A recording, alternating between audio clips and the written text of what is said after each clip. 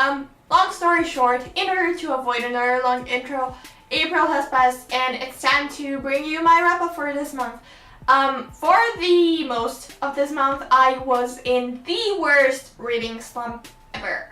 Although I feel like my life is a perpetual reading slump, but let's not get into that. However, I do think I've managed to read quite a few books. I read 5 novels and an essay. So yeah, without further ado, let's get into the books.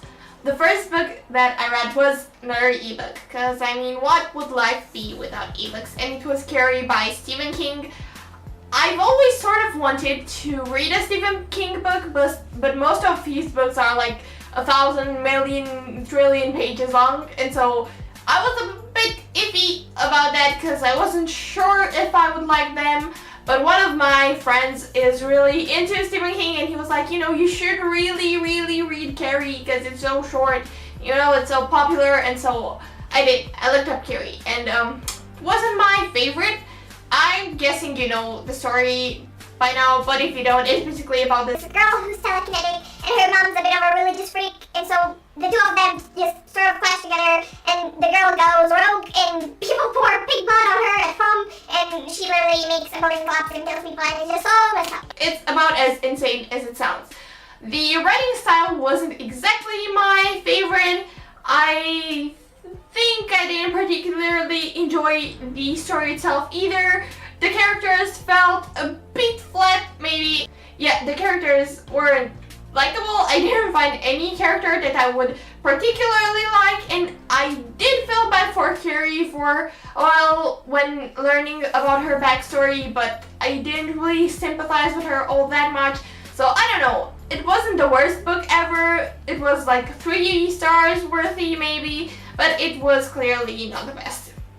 And then second, I really wanted to read a book in Spanish. That was one of my goals for this year, to read a book in Spanish and one in French, and I reread The Fault in Our Stars last month or 2 months ago in French, so I got that off my list. And this month I reread The Perks of Being a Wallflower by Stephen Chbosky in Spanish, and it was glorious. I missed the story so much, and the writing style is so beautiful, and the story is so wonderful, and the characters, all of them are just wonderful, and I cannot love this book more. I just adored it, and I found it surprisingly easy to get through it, even if it was in Spanish, and it was the first book I read in Spanish, and it was wonderful, and I'm really glad I reread that.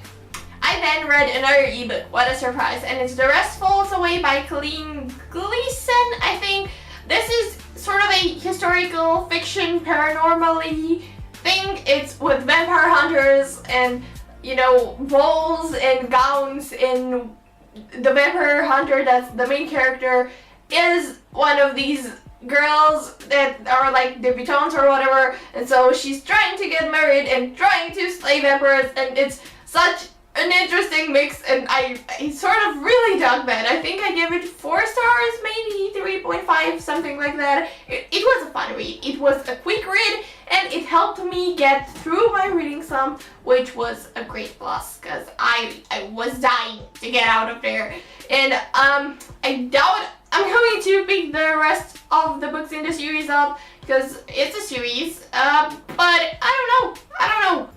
Then, me being the really Christmassy person that I am, I just had to read another Christmas book that my grandma got for me a long time ago. I read My True Love gave to me last month, again 2 months ago maybe, and this month I picked up Let It Snow by John Green, Maureen Johnson, and Lauren Miracle. I talked about this a little in my Dewey's 24-hour readathon wrap-up, so I'm going to link that video down below as well if you want to check it out. Because I talked about the next book I'm going to talk about here as well. This is already so complicated. Oh my god.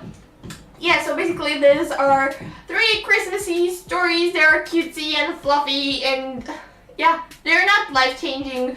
But they're cute, you know, they're nice, and they aren't exactly the most believable. Like, I don't see any of them really happening to me.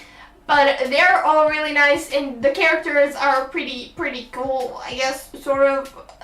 I don't know. Yeah, I really like that. And the entire universe is the same. Like, all the stories take place in the same town, and and so the characters from all the stories interact, and in the last one they all come together and everything solves, and it's cute and fluffy. And yeah, if you're into Christmas reads in the middle of spring or summer or whatever, I would definitely pick this up. If not, just leave it for next Christmas, I don't know. Then I read what was by far my favorite book of the month, and probably one of my new favorite books of all time, and I do not have enough words to tell you how much I loved this book, and it's All the Bright Places by Jennifer Niven. Is that how you pronounce it? Again, I don't know. I have a video review of this, and I have a written review, and I just love it. And it's about these two kids.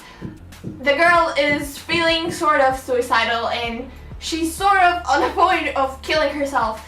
But then the guy, who is really, really suicidal, he saves her life, and he teaches her how to live.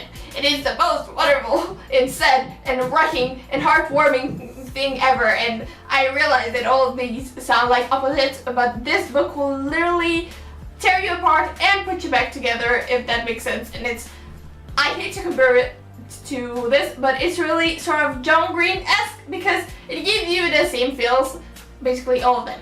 It gives you all the feels, and it's really beautiful, and please pick this up, because it's just the most wonderful thing ever. And then I finished the month by reading an essay called A Room of One's Own by Virginia Woolf, because Virginia Woolf was born like on the same day I am, but obviously a lot of years before I was born, so I was like, maybe I should just read something by her, because number one, she's famous, and number two, we're born on the same day, so if horoscopes are like true, although I don't believe in that, maybe we have the same ideas. And so I really wanted to check this essay out, since it was just really short, and apparently it was pretty good as well. And it's basically an essay about women and literature that she talked about in Cambridge or something. I think she held a discussion or whatever about this topic, and it sounded interesting, and so I picked this up.